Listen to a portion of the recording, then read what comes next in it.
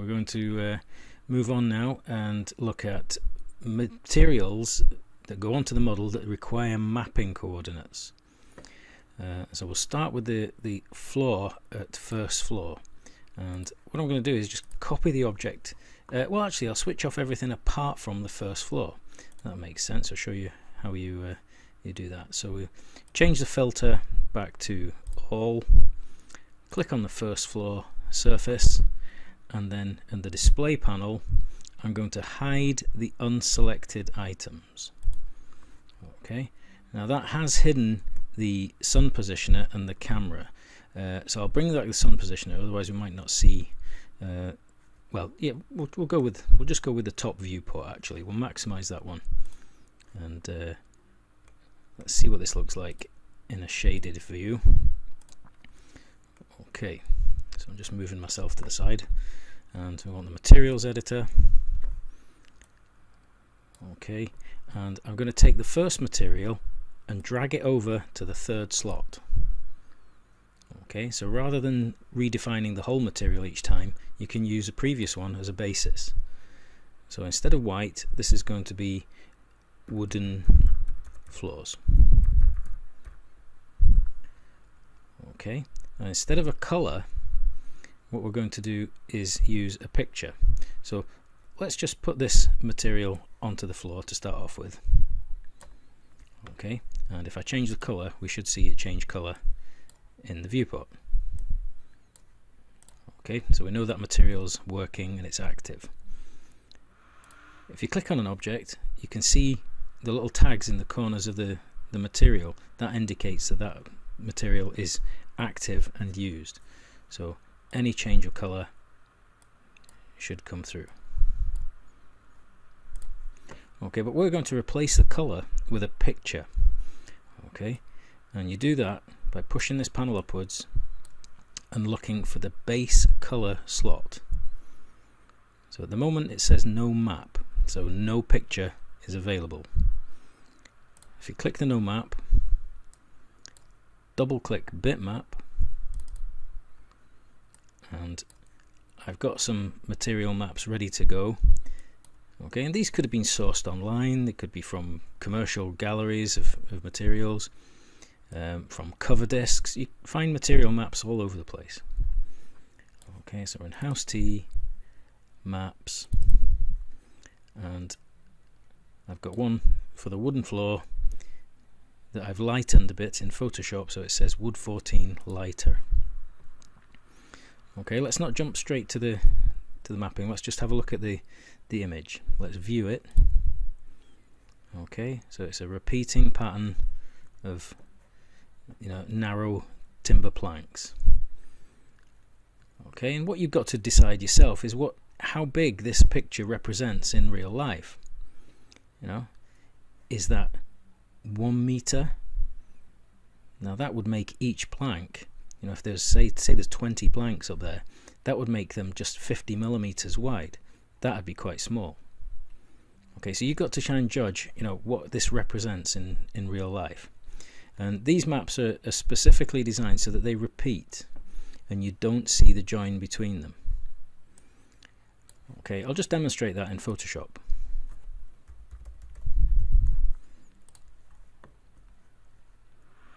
Okay, so the good quality bitmaps, you can't see the joins between them. So we'll open this picture in Photoshop.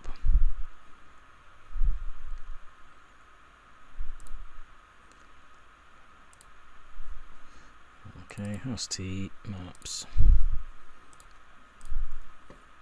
Okay, and what we'll do is we'll copy it, Control A, Control C, and I'll increase the canvas size. I'll double the canvas size in 2 directions.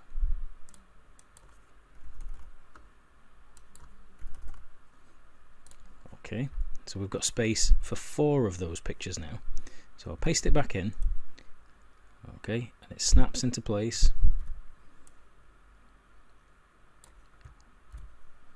Put it into 4 corners, and if I flatten all the layers there, you can't really see a repetition in the pattern. That's what you're wanting. That's what good bitmaps do. You can't see the joins. Let's compare that to a poorer one. Try this gravel one. Okay, this is just a chunk of a photograph. This is just a crop of a photograph. So copy that, increase the canvas size on this one. Same amount, just 200% each way.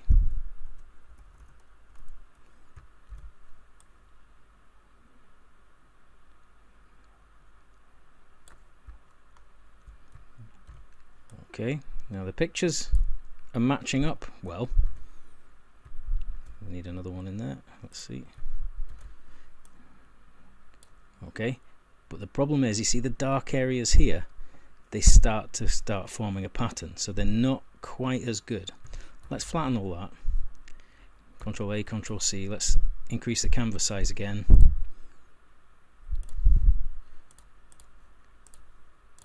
So double it again.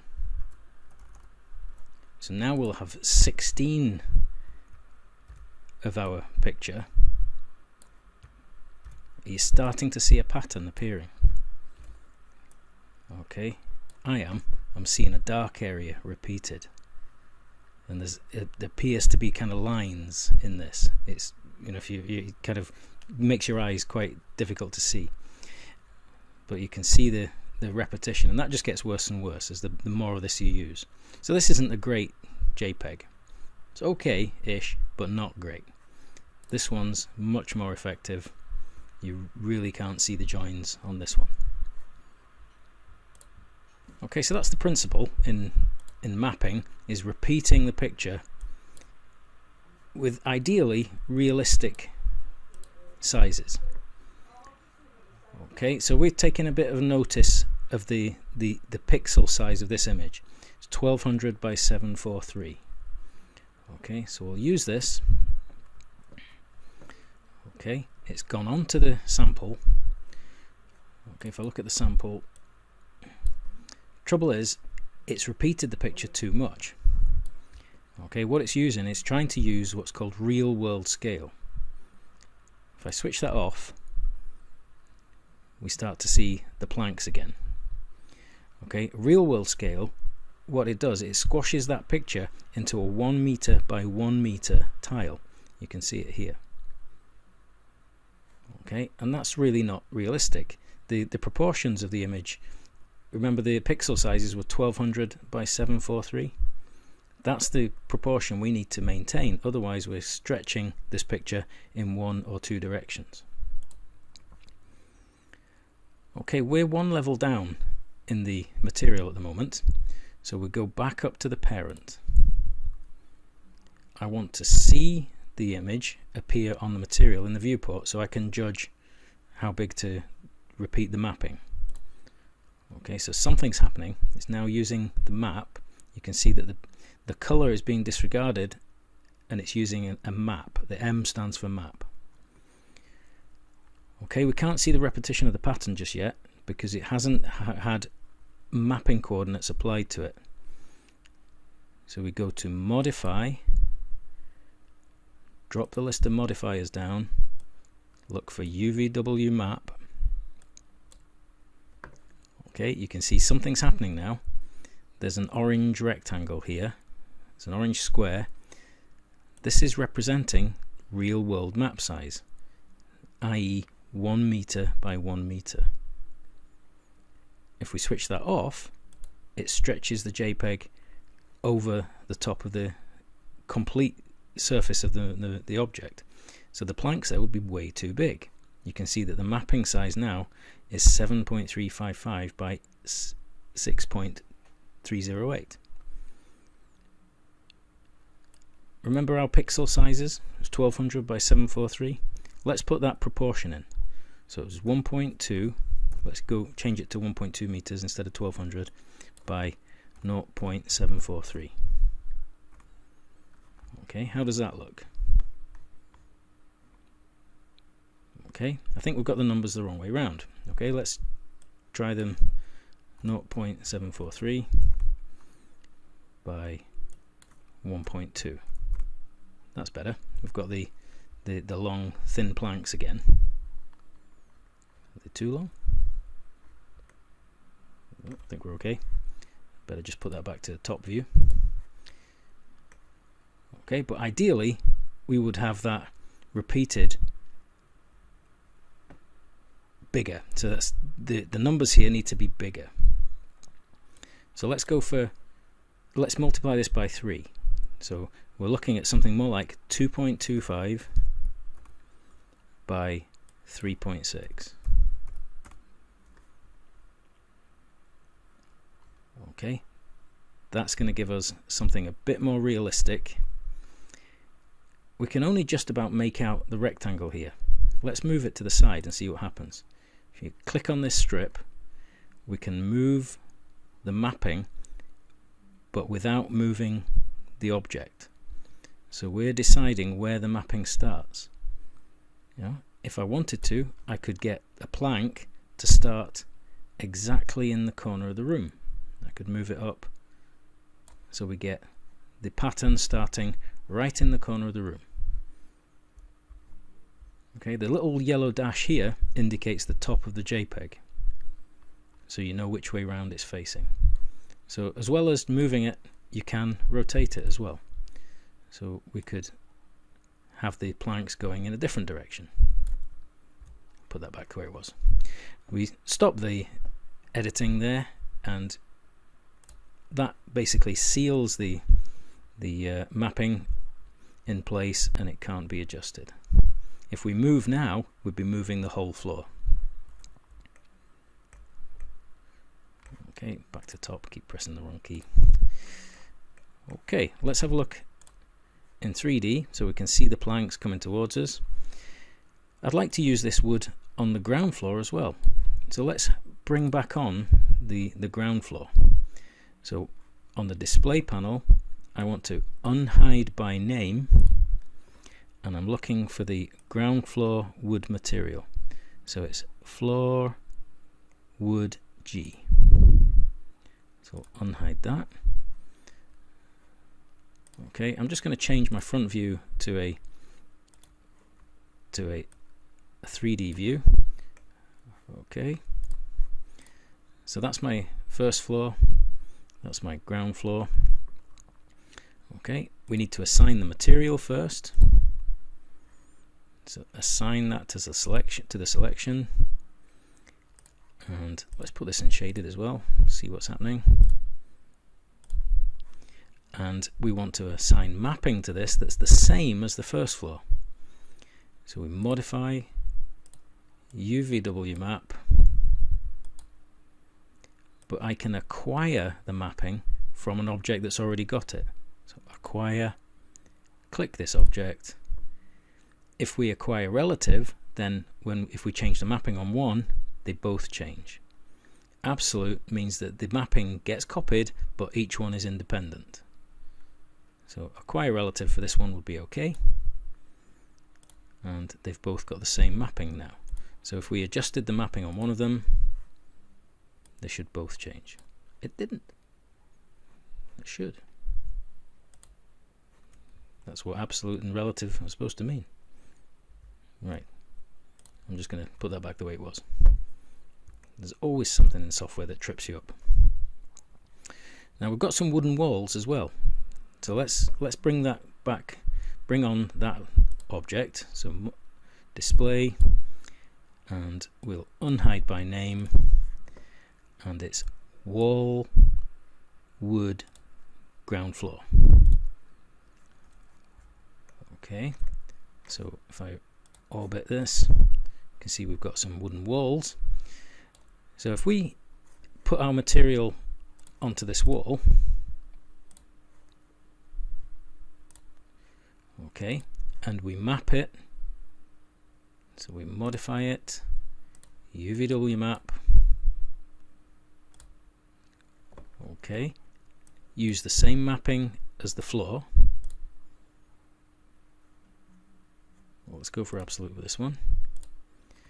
Okay, it's not working with this object because the wall is vertical. Okay, we need to change the type of mapping to box mapping so that it goes to the sides as well as just from the top. So box mapping, Okay, we need to adjust these heights. You can see the box mapping coordinate icon here. If I move this around, you'll see the pattern change. Okay, but what we need with this is the 3.6 in both of those directions, but 2.25 in the vertical, so that we get the same size of planks. Okay, if we wanted to, we could try and get one of these plank lines to be in line with the tops of our doors. That would be architecturally more accurate. Lock the mapping by selecting here again. Okay, and that is the principle of mapping coordinates. Okay, now let's carry on. We've got some concrete objects in the building that need mapped as well. So let's create another material. Okay, we'll drag that over. Okay, let's call this concrete walls. Okay, let's bring the concrete walls back on. So unhide by name. We've got wall, concrete, 1 and ground. Okay, so quite a lot of material there. Let's spin round to look at, we're looking at kind of the same direction as our camera view. So we're looking at this corner of the wall. If we show that, you see, okay. So I'm using the orthographic, I'm using the kind of axonometric view instead though. Okay, so here for this material we want to swap the picture. So base color, click the name of the map that's currently used so we can swap it to a different one. It would be this one here. Let's just quickly view this. Okay, so you see it's panels of concrete with 3 by 2 reinforcement spacer sockets on them. Okay, so we'll use that. The map size is big. This is a kind of a very professional set of materials from a company called Arrowway. They make very big JPEGs exactly for this purpose. So we'll open that. Okay, it should still be using the real world scale is switched off. That's what we want. Okay, we go back up to the parent level. Now this material would benefit from some texture as well. So we can add what's called a bump map. If you want to go to the same location or use the same picture, you can. You drag from one slot to another, but use copy. Otherwise you get locked in a cycle between the two. So we'll copy that, and then let's change this for a bump map. So we change it for the map with the letter B on it. Okay, so this is this one. So this is the version that's for the bump map, and they're advising just a 5% strength. That's pretty weak.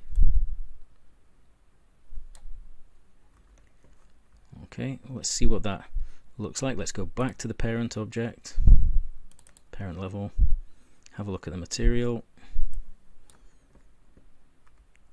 Okay, like I say, the previews in the ART renderer aren't great. The materials look better when they're rendered.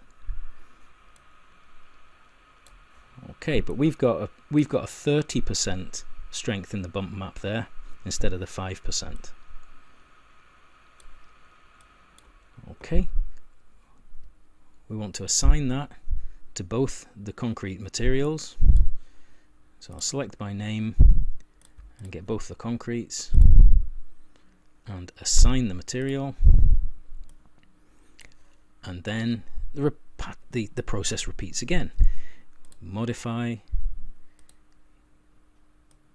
UVW map,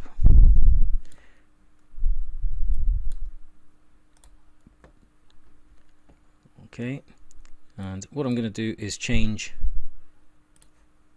each one individually. Now you see because I mapped them at the same time, I used map at the same time, then to make this one controllable on its own, I have to make it unique. Okay, but we want box mapping. We don't want real world map size. Okay, I'm seeing some concrete appear now. Oops, come here. I pressed the Windows key by accident there. The mapping coordinates for this. Find my notes. Okay, rather than experimentation, let's just go straight for the jugular. 5 meters by 5 meters by 5 meters. Okay, and then if we activate the mapping, we can move the icon. So we could have a joint appearing at the edge of the doors. That looks quite tidy if we did that. And vertically, maybe this very strong one, this very heavy black one there, that one might be good to have just at the ground, just showing at the ground. That looks good.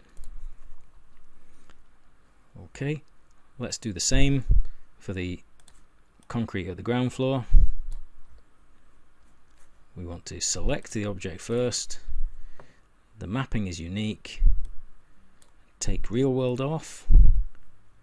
Box on.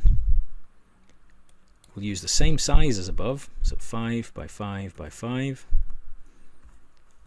Okay, a bit difficult to see what's happening in that 3D view. That's maybe a bit better. There's our heavy black line. So you activate the mapping, use the gizmo to move the picture downwards. Okay, and we could go sideways. Let's see if we can line up maybe with the edge of the opening there. That looks quite good. We're just getting a line coming down the edge of the opening. I think I'll stay at that.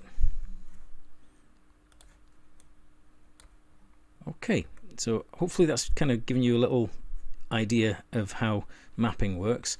There's others, there's spherical and cylindrical, but generally, you know, with most buildings you're going to be using the planar or box mapping. Okay, and to secure the mapping, we click there again, and to bring everything back on, we unhide all.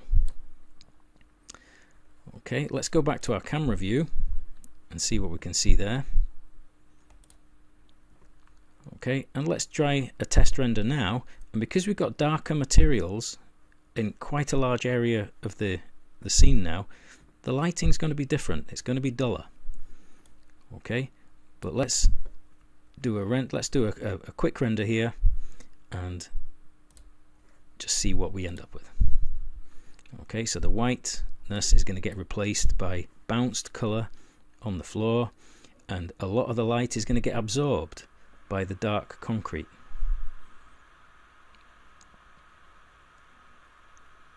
ART is I probably think it's a bit too colorful. It tends to bounce the color around a bit too much. I would probably reduce the saturation in Photoshop a bit afterwards.